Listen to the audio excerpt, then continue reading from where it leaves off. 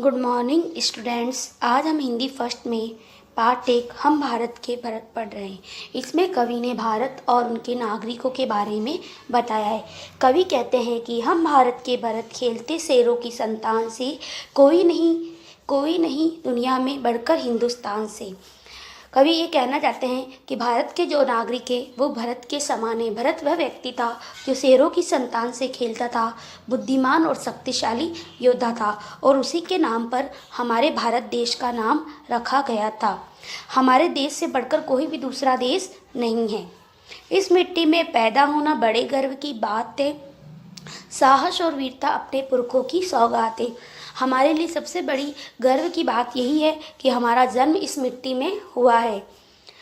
साहस और वीरता अपने पुरखों की सौगात है। सौगात का अर्थ होता है उपहार। हमें जो उपहार में हमारे पूर्वजों से मिला है वह है साहस और वीरता, क्योंकि हम कभी भी किसी भी मुसीबत आने पर डरते नहीं हैं, घबराते नहीं हैं और उसका सामना करते हैं पूरे साहस और वीरता के साथ।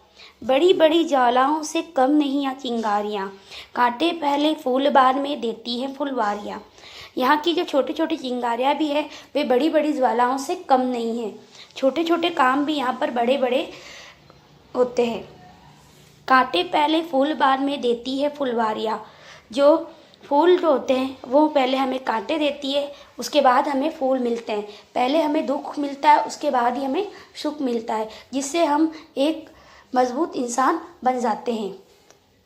कभी दहकते कभी महकते, जीते मरते शान से। कभी तो हम दहकते हैं, तड़पते हैं, और कभी हम महकते हैं, खिलते हैं, खुश होते हैं, फिर भी हम जीते मरते शान से है। कभी ये कहना चाहते हैं कभी तो हम दुखी होते हैं और कभी हम खुश होते हैं, फिर भी हमारा जीना और मरना हमेशा शान से ही होता है। कोई देश नहीं दुनिया में बढ़कर हिंदुस्तान से। हमारे देश से बढ़कर कोई भी दूसरा देश नहीं है। कूद समर में आगे आए जब भी हम ललकारने, उंगली दांतों तले दबाई अचरज से संसार ने। जब भी हमें किसी ने ललकारा है या युद्ध के लिए बोला है तो हम कूदकर आगे आए, कभी उसके पीछे नहीं हटे हैं। किसी ने हमसे युद्ध करने के लिए कहा है तो हम आगे आए। उंगली दांतों तले दबाई अचरज से संसार के। हमारे महान योद्धाओं को देखकर पूरे संसार ने दांतों तले उंगली दबाइए आश्चर्य किया है। सदियों से बनते आए हैं हम पन्ने इतिहास के, त्याग और बलिदान हमारे वर्ते 12 मास के। हम सदियों से, बहुत सालों से इतिहास के पन्ने बनकर आए हैं। हमारे इतिहास से भरा पड़ा है, हमारे वीर योद्धाओं से।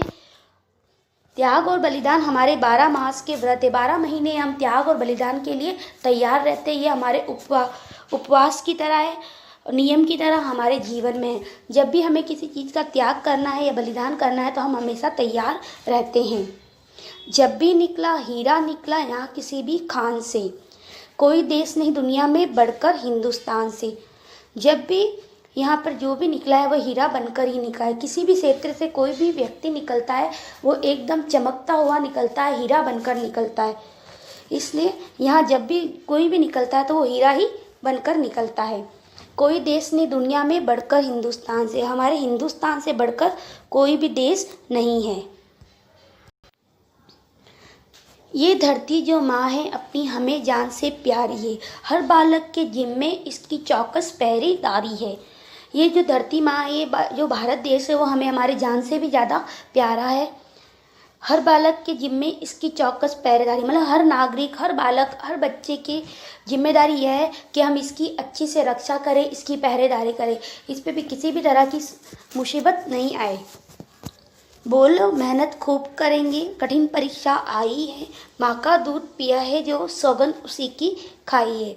अब हमारे सामने कठिन परीक्षा आ गई है तो हमें खूब मेहनत करनी पड़ेगी। हमें उस माँ की सौगंध खानी है, उस माँ की दूध की सौगंध खानी जिसका हमने दूध पिया है।